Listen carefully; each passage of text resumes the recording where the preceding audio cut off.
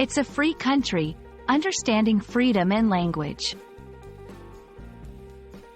Hello everyone, and welcome to our channel.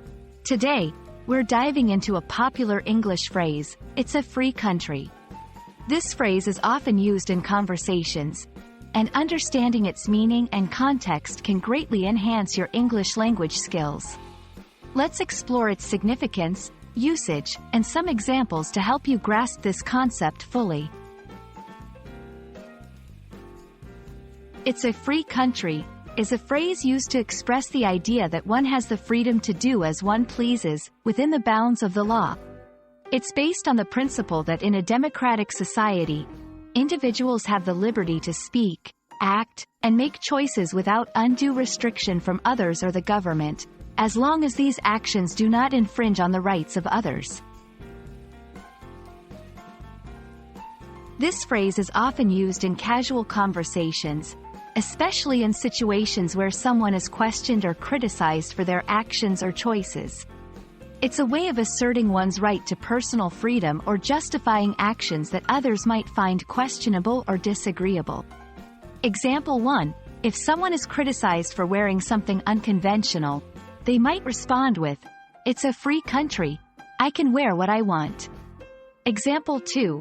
In a debate on a controversial topic, someone might say, "It's a free country, and I have the right to my opinion." However, it's important to use this phrase carefully, as it can sometimes come off as dismissive or confrontational.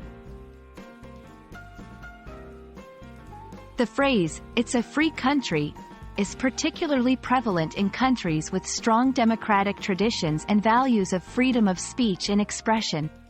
While the phrase itself is most commonly used in the United States, variations of the concept exist in other cultures, reflecting the universal value of freedom.